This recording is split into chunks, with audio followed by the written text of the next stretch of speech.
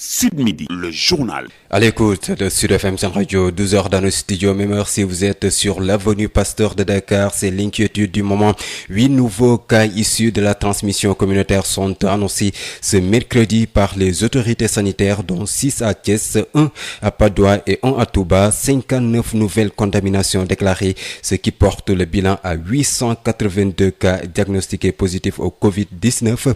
À Thiès, Tasset est rattrapé par la pandémie. La commune a enregistré son premier cas déclaré positif. La région de Kaolack a enregistré également aujourd'hui 3 cas positifs au Covid-19, ce qui porte le bilan à 5. Et puis, dans cette édition, nous allons parler de ces cas issus de la transmission communautaire qui augmente de jour en jour. La situation est plus que jamais grave. Les interdictions de transport urbain sont bravées tous les jours par les chauffeurs. Le ministre des Transports met en garde les fautifs. Ils seront traqués et traduits en justice. Maître Omar Youm sera l'invité de la rédaction. La revue de presse de Adjandé Mahim Diaye va compléter cette édition d'information mise en onde aujourd'hui par Hassan Thioune. Les détails, c'est après ceci. Babacar Samb qui vous dit bonjour et bienvenue. La pandémie de coronavirus poursuit sa progression et gagne de plus en plus du terrain dans les pays. À ce jour, 882 cas ont été déclarés positifs au Covid-19. 59 nouvelles contaminations annoncées ce mercredi par le ministère de la Santé et de l'Action sociale. Il s'agit de 51 cas contacts suivis par les services de santé et 8 cas issus de la transmission communautaire, dont 6 à Thiès, 1 à Touba et 1 à Padoua. 2 cas graves sont actuellement pris en charge à Fann et à l'hôpital principal de Dakar. Le point avec Marie-Khémès Ngom Diaye, directrice de la santé. Ce mercredi 29 avril 2020, le ministère de la Santé et de l'Action sociale a reçu les résultats des examens virologiques ci-après. Sur 800 tests réalisés, 59 sont revenus positifs, soit un taux de positivité de 7,37%. Les tests positifs sont répartis comme suit. 51 contacts suivis par nos services.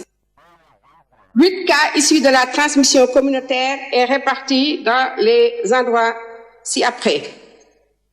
Padoua 1, Touba 1 et Thiès 6. 19 patients hospitalisés ont été contrôlés négatifs et déclarés guéris. Au centre de traitement de Dalal Jamm, 12 guéris, Diamniadio 4 guéris, Fann 1 guéri, Kolda 1 guéri et Saint-Louis 1 guéri. 2 cas graves sont pris en charge dans les services de réanimation de l'hôpital de Fann et de l'hôpital principal. L'état de santé des autres patients hospitalisés est stable. À ce jour, 882 cas ont été déclarés positifs, dont 315 guéris, 9 décédés, 1 évacué et donc 557 sous traitement. Le ministère de la Santé et de l'Action sociale exhorte les populations au respect strict des mesures de prévention collective et individuelle, les gestes barrières. À l'instant, Marie-Khémès Ngom Diaye, directrice de la santé. 6 nouveaux cas issus de la transmission communautaire identifiés à Thiès. La commune de Tasset enregistre son premier cas. Le nombre de cas contacts augmente, une trentaine dénombrés. Le point avec vous, Babacar Ndaw. Oui, Babacar Samb, vous l'avez dit, sur les 6 nouveaux cas communautaires annoncés dans le district de Thiès mercredi 29 avril par le ministère de la Santé, les 2 sont bien identifié. L'un, d'après nos sources issues du village de Paris-Dié dans la commune de Tasset. Il s'agit d'un vieux dans un état un peu grave qui a été évacué hier à Fann.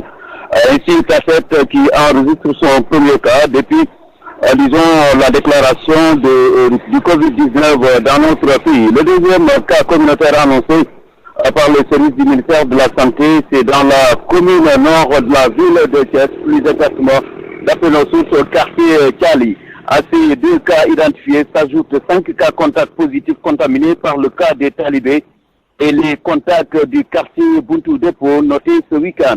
Dans le district de Pout, les contaminés de la commerçante de Diender augmentent au village de Tor où la chaîne de propagation n'est pas encore arrêtée. En moins d'une semaine, une trentaine de cas sont enregistrés entre les districts de Thiès et de Pout. Au moment où la région de Thiès ne dispose toujours pas de centre de traitement, les moyens limités du service d'hygiène ne sont pas pour faciliter la lutte. Les rassemblements dans les lieux de commerce, notamment au marché central, et les surcharges notées dans le transport ont repris de plus belle depuis quelques jours. Babacar Ndaw, Thiès Sud FM. Merci à vous, Babacar Ndaw. Et puis, dans la région de Kaolack, on a enregistré aujourd'hui 3 cas positifs au Covid-19, ce qui porte à 5 le nombre total de cas diagnostiqués positifs dans la région. Les détails peut-être d'ici la fin de cette édition avec Awa Thiaw. Le secteur des transports est touché de plein fouet par la pandémie de Covid-19, notamment le transport urbain. Les acteurs rencontrent beaucoup de difficultés. Les bus Tata, par exemple, n'arrivent plus à avoir des recettes pour assurer le carburant des voitures et à cela s'ajoute l'indiscipline des clients qui, au niveau des différents terminus, prennent d'assaut les bus. Une situation regrettable, nous dit en tout cas Ndong Fall, le vice-président de AFTU, est joint par Ndeye Mariam Ndiaye. C'est très difficile au niveau de AFTU parce que nous avions 27 places assises et environ debout, 15 debout. Et actuellement, à l'heure où nous sommes, sur les 27 assises, on nous dit de prendre 13 personnes. 13 personnes, ça ne peut pas régler la situation. Ça ne règle même pas le coût du gasoil. Et étant donné qu'à partir de 16 heures, toutes les gares routières de Dakar deviennent remplies de personnes. Chaque gare routière, on peut en compter 500 ou 600 personnes qui ne font plus la queue, ils se bousculent dans nos bus, ils cassent nos vitres, ils s'enforcent de rentrer dans le véhicule. Le chauffeur et le receveur ne peut pas les faire descendre. Et on a des problèmes actuellement parce qu'en sortant avec ces personnes-là, les policiers et les gens nous verbalisés. Et nous sommes confrontés à beaucoup de problèmes. C'est pour laquelle, à partir de 16 heures, notre chauffeur aussi ne veulent plus retourner à Dakar parce qu'ils ont des problèmes. Ça, c'est l'État qui doit en prendre une décision finale. Je me demande la décision qu'elle va prendre, mais actuellement, nous sommes vraiment fatigués. En tout cas, l'interdiction du transport interurbain continue d'être bravée par certains chauffeurs, même des véhicules particuliers qui ne sont pas autorisés à faire le transport. Le ministre des Infrastructures, des Transports terrestres et du désenclavement appelle au respect strict de ces dispositions ou mesures barrières. Oumar Youm met en garde les fautifs qui seront traqués et traduits en justice. Maître Oumar Youm, joint par El Maintenant, c'est des véhicules particuliers qui font du transport clandestin, pour ne pas dire irrégulier, et qui violent justement l'interdiction de transport interurbain. Non seulement ces véhicules n'ont pas d'autorisation administrative pour procéder au transport public, parce que pour faire le transport public, il faut être agréé, ce que ces détenteurs de véhicules n'ont pas, mais ça permet malheureusement de violer les dispositions prescrites dans le cadre de la préservation de la santé des populations. C'est bien d'ailleurs le lieu de féliciter la police et la gendarmerie. Nous avons eu beaucoup d'interpellations contre les acteurs de ces violations. Les sanctions appropriées leur seront apportées. Il faut poursuivre la veille, rester vigilant, redoubler les moyens qu'il faut pour pouvoir lutter et contrecarrer ces actions qui sont funestes à la santé des populations. Voilà ce que je peux dire sur ce point. L'interdiction est maintenue, le transport interurbain est interdit. Maintenant, il restera à prendre toutes les dispositions possibles pour lutter contre ce transport irrégulier qui expose les usagers, qui expose les populations et qui peut être source de propagation de la maladie. Alors, dites-nous quelles sont ces dispositions particulières. Mais d'abord, vous savez, la loi de 2003 interdit le transport qui se fait sans autorisation préalable. C'est-à-dire un privé ne peut pas se lever un bon matin pour procéder à du transport public. C'est interdit. Et cette loi prévoit des sanctions pénales, pécuniaires. C'est normalement une peine d'emprisonnement d'1 an à 2 ans, une amende de 50 000 francs à 500 000 francs. Nous sommes en train d'envisager comment durcir en fait ces sanctions pour que la peine qui est prononcée soit une peine ferme et que l'amende ne puisse pas être inférieure à 500 000 francs. les propositions sur lesquelles nous sommes en train de travailler pour durcir la sanction permettent aussi la confiscation du matériel roulant, c'est-à-dire le véhicule qui a été utilisé et éventuellement sa mise en fourrière. À l'instant, le ministre des Infrastructures, des Transports terrestres et du désenclavement, Maître Oumar Youm, qui sera l'invité de la rédaction. Parlons de la crise économique liée au Covid-19 qui n'épargne pas les activités commerciales, une véritable catastrophe. Selon le directeur exécutif de l'UNACOIS, Ousmane Sindiaye, tire la sonnette d'alarme et sollicite le soutien de l'État. Certains commerçants ont déjà fait faillite et pensent à la reconversion. Ousmane Sindiaye est joint par Abseli Marouane. L'impact du Covid-19 sur le commerce est catastrophique, c'est clair. Il passe du chômage technique aux difficultés de trésorerie pour amorcer depuis quelques jours, pour bon nombre de commerçants, simplement amorcer la fermeture de bon nombre d'entreprises parce que les commerçants ne tiennent plus le coup. C'est extrêmement difficile pour eux. Pour autant, ils n'arrivent plus à faire face à leurs charges de financement liées au renouvellement des stocks, d'une part. D'autre part, également, pour ce qui est des commerçants qui sont dans des activités non essentielles, directement impactés, obligés de fermer boutique, obligés de se conformer à la décision des autorités locales et administratives. Et ne voyant plus de consommateurs, naturellement, sont obligés simplement de rester chez eux. À ce niveau, les conséquences sont catastrophiques. Et pas seulement les conséquences de chômage technique, c'est aussi des conséquences de faillite pour déjà bon nombre de commerçants évoluant dans différents segments de l'activité commerciale. Il s'y ajoute également la sécurité des stocks parce que les marchés étant fermés, il n'est pas forcément garanti que la sécurité des stocks des marchandises sera au rendez-vous. Donc c'est vraiment, les commerçants vivent des situations extrêmement compliquées et difficiles et je pense qu'il va falloir, en rapport avec les autorités, agir très vite, autrement on risque d'arriver à des situations non gérables. Ousmane Sindiaye, directeur exécutif de l'UNACOIS, la crise du coronavirus donne un coup d'arrêt aux activités économiques de bon nombre de jeunes entrepreneurs. C'est le cas de ceux qui évoluent dans le milieu de la vente de tissus et de confection de vêtements de marque locale Made in Sénégal. Faute de recevoir des commandes, il adopte de nouvelles stratégies de vente pour ne pas mettre la clé sous le paillasson. Adi Fatou Bari. On ne travaille plus pour l'amélioration de la structure et du personnel, mais plutôt pour leur survie en quelque sorte. Ces deux jeunes entrepreneurs ressentent fortement les conséquences économiques liées au coronavirus. Commençons par le premier. Daoudatine est manager et coordonnateur d'une marque de vêtements locale. Dans sa petite entreprise créée en 2014, la production est en baisse de près de la moitié. Les commandes et la production ont chuté, ont carrément chuté même. Cette chute est estimable entre 48 et à 55%. Le scénario est le même, voire pire, du côté de Mortalasek, spécialisé dans la vente de tissus. Ce qu'on gagnait par jour avant le coronavirus, maintenant on peut rester 6 jours sans l'avoir. Ce jeune entrepreneur, qui avait une clientèle répartie partout dans le pays, voire au-delà, a vu son chiffre d'affaires chuter en flèche avec l'interdiction du transport interurbain.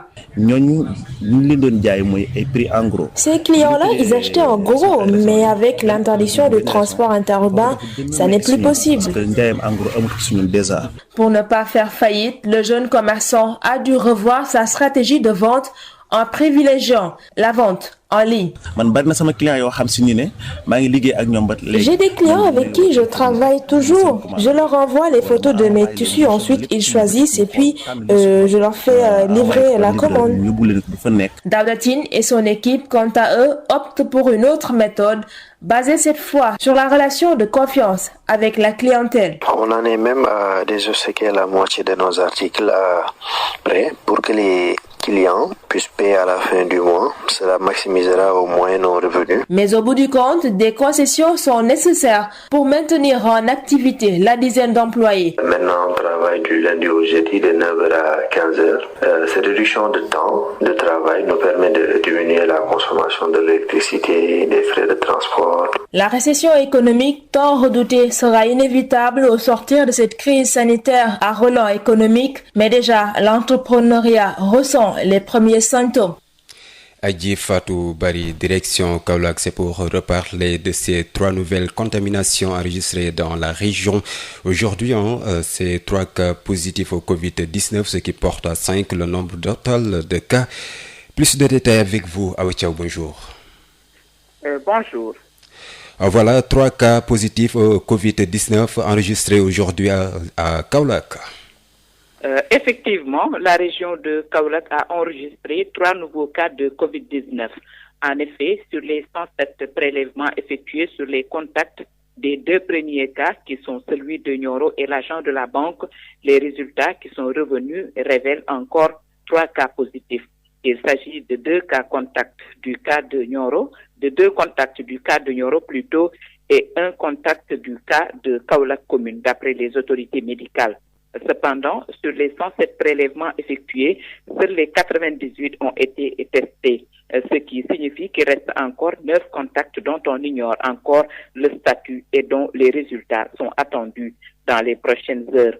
Dans la région de Kaolack, donc la région de Kaolack enregistre officiellement à ce jour 5 cas positifs de Covid-19, tous pris en charge par des services du ministère de la Santé et de l'Action sociale.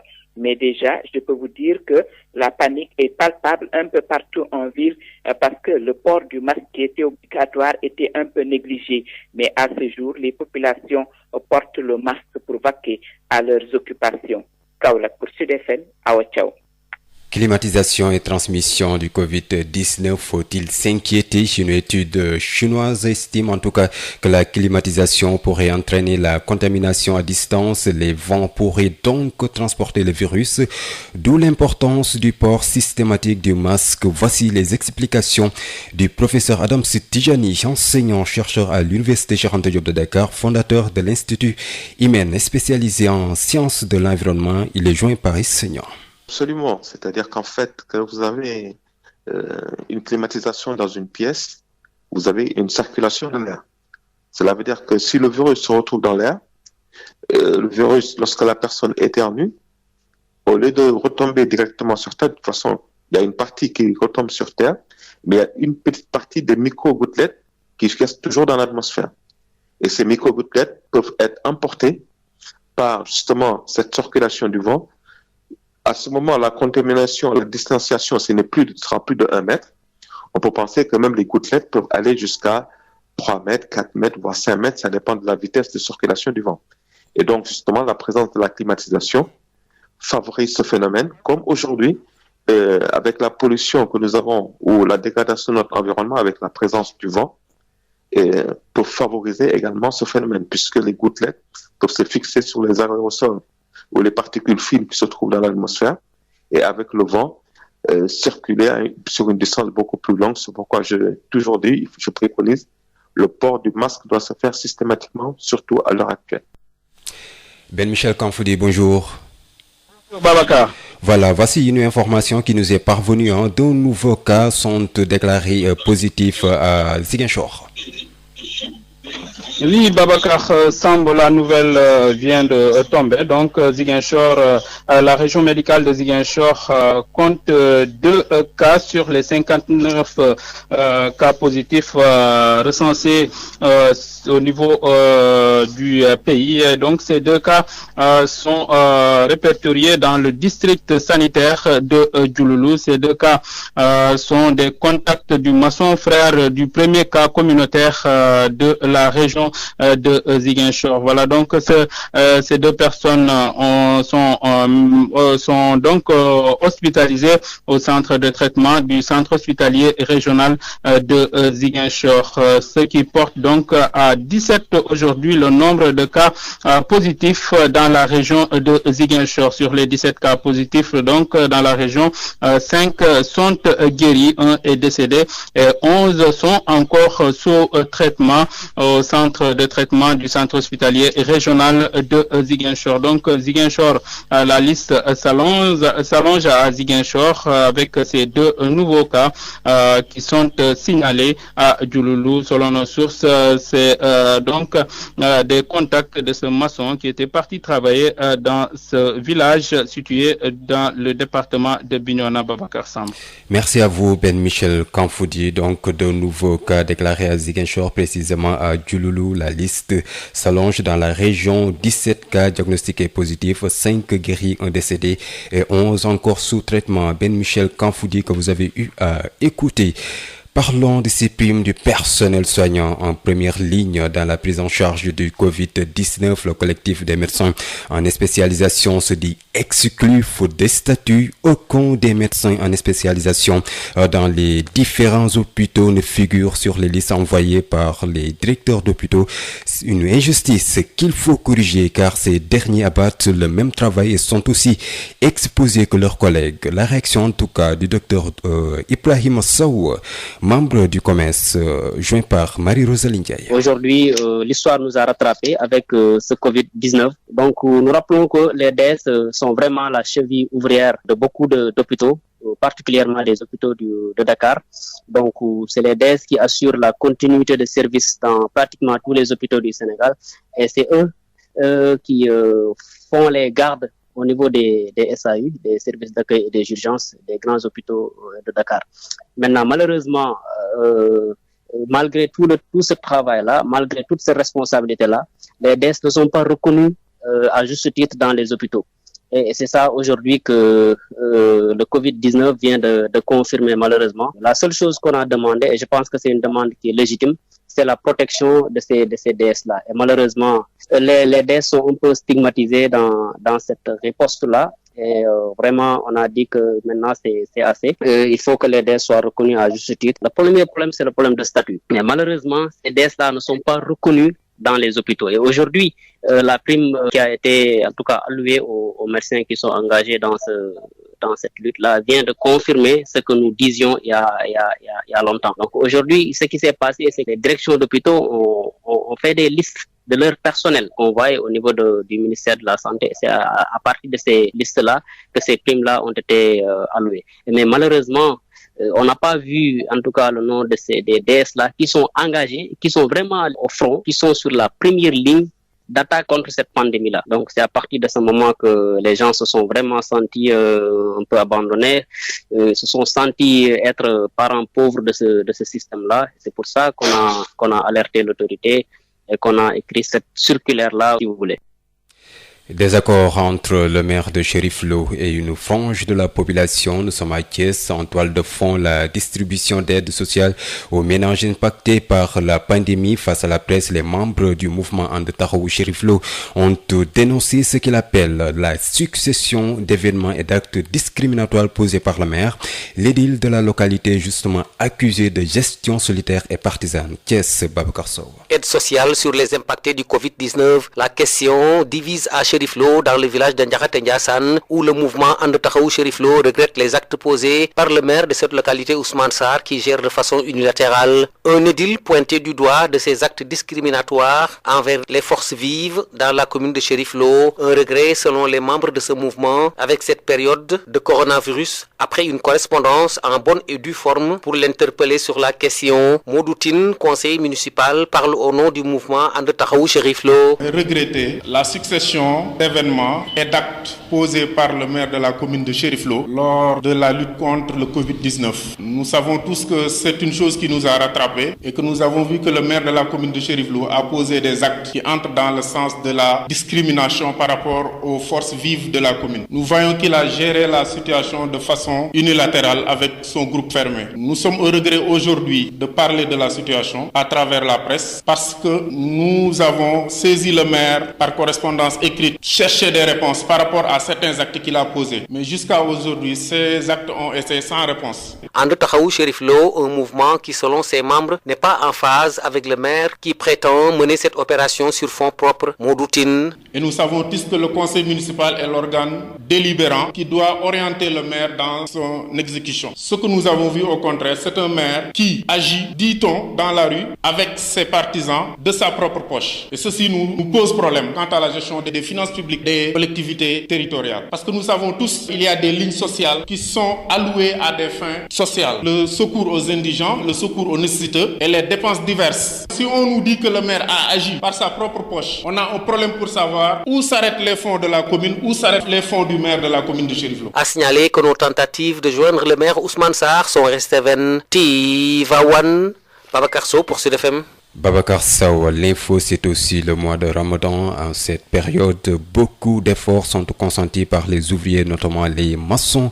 À cela s'ajoute la propagation de la pandémie de Covid-19 et le couvre-feu. Pour l'heure, ils sont obligés de quitter très tôt les chantiers pour pouvoir arriver chez eux avant la rupture du jeûne. Fatoumata Diallo. Dans ce chantier, les ouvriers s'activent. Un charretier est en train de décharger les sacs de ciment. À l'intérieur du bâtiment, chaque manœuvre a son travail bien déterminé. En cette période de Ramadan, beaucoup d'efforts sont consentis par ces maçons et ici ajoutent les risques liés au coronavirus. Ousmane Ying, truelle à la main, explique. Poursuit en disant que le transport est devenu un véritable casse-tête. Avec cette pandémie, il est d'avis que les autorités devraient procéder à un confinement total.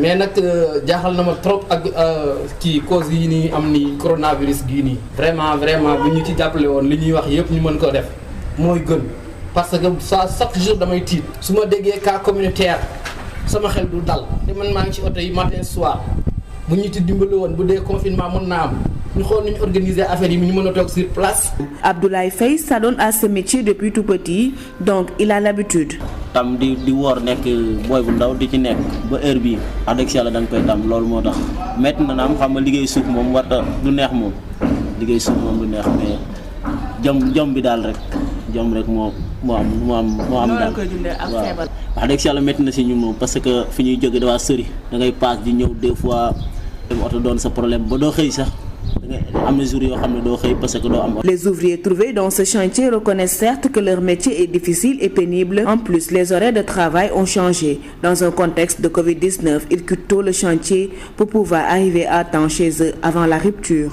Sud International. Le Fonds monétaire international a annoncé mardi le versement d'une aide d'urgence de plus de 3 milliards de dollars au Nigeria pour combattre la pandémie du coronavirus. Cette aide, approuvée par le conseil d'administration au titre de la facilité de crédit rapide, doit permettre de soutenir les efforts des autorités pour faire face aux graves répercussions économiques du choc Covid-19 et la forte baisse des prix du pétrole, a commenté en tout cas l'institution dans un communiqué. Rebond du nombre de morts quotidiens en Espagne.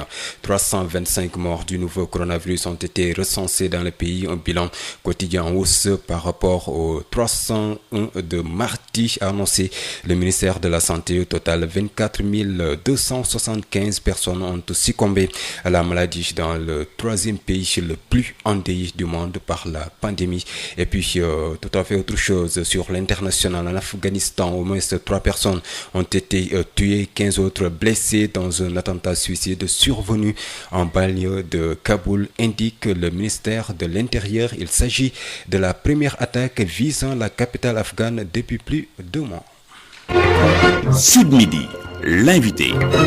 Il s'agit de Maître Oumar Youm, ministre des Infrastructures, des Transports terrestres et du Désenclavement. Retenez que l'interdiction du transport interurbain est aujourd'hui bafouée ou bravée par certains chauffeurs, même les véhicules particuliers qui ne sont pas autorisés à faire les transports. Le ministre des Transports et Infrastructures, des Infrastructures et du Désenclavement, Maître Oumar Youm, donc appelle au respect des lois et des dispositions. Maître Oumar Youm met en garde les fautifs qui seront donc traduits en justice. Maître Oumar Youm avec El Hadj Malick Ndiaye. La rédaction reçoit aujourd'hui Maître Oumar Youm. Bonjour. Bonjour. Vous êtes le ministre des Transports. Alors, on constate que l'arrêté interdisant le transport interurbain est constamment violé par les transporteurs. Quelle est votre réaction en tant que ministre de tutelle?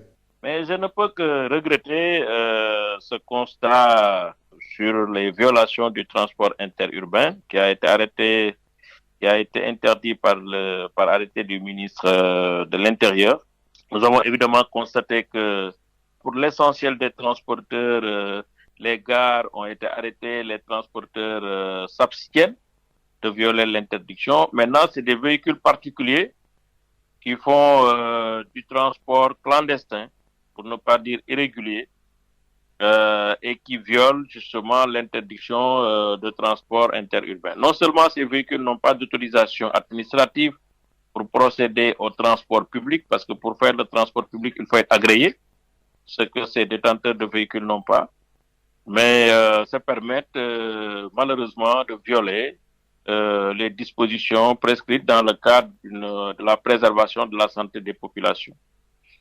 C'est bien d'ailleurs le lieu de féliciter la police et la gendarmerie. Nous avons eu beaucoup d'interpellations contre les acteurs de ces violations.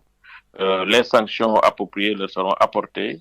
Il faut poursuivre la veille, rester vigilant, redoubler les moyens qu'il faut pour pouvoir lutter et contrecarrer ces actions qui sont funestes à la santé des populations. Voilà ce que je peux dire sur ce point. L'interdiction est maintenue, le transport interurbain est interdit. Maintenant, il restera à prendre toutes les dispositions possibles pour lutter contre ce transport irrégulier qui expose les usagers, qui expose les populations et qui peut être source de propagation de la maladie. Alors, dites-nous quelles sont ces dispositions particulières. Mais d'abord, vous savez, la loi de 2003 interdit le transport qui se fait sans autorisation préalable. C'est-à-dire un privé ne peut pas se lever un bon matin pour procéder à du transport public. C'est interdit. Et cette loi prévoit des sanctions pénales, pécuniaires. C'est normalement une peine d'emprisonnement d'1 an à 2 ans, une amende de 50 000 francs à 500 000 francs. Nous sommes en train d'envisager comment durcir en fait ces sanctions pour que la peine qui est prononcée soit une peine ferme et que l'amende ne puisse pas être inférieure à 500 000 francs.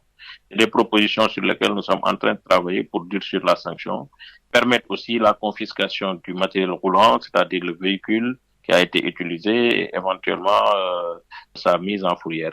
Aujourd'hui, les transporteurs attendent beaucoup des fonds du Covid. Où en êtes-vous avec ce dossier? C'est vrai que le transport est un secteur qui est extrêmement touché par la pandémie. D'abord, un segment entier, ou pour ne pas dire 2 segments, sont à l'arrêt. C'est le segment du transport interurbain qui sont à l'arrêt. Les gares sont fermées, les pères de famille n'ont plus d'activité malheureusement, alors qu'ils ont très certainement des charges sociales, des charges locatives, etc. Le segment du transport international de voyageurs a été fermé très tôt avec la fermeture des frontières. Aujourd'hui, le transport urbain est maintenu, mais nous savons que les conditions dans lesquelles l'exploitation se fait aujourd'hui sont des conditions extrêmement difficiles qui favorisent pas la rentabilité de ce réseau par le simple fait des restrictions qui ont été apportées. C'est vrai que c'est très, très, très difficile. L'État en est conscient. Nous avons fait beaucoup de séances de travail avec le ministre des Finances, avec le ministre de l'Économie, beaucoup de concertations avec les acteurs. Aujourd'hui, on aperçoit un peu le bout du tunnel parce qu'on aura au moins à bénéficier d'appui financier pour le secteur. Le montant nous a été communiqué par le ministère des Finances. Nous allons très bientôt engager les discussions avec les acteurs du secteur pour déterminer les clés de répartition. Voilà ce que je peux dire sur cette question. Voilà. Maître Omarioum, je vous remercie. C'est moi qui vous remercie.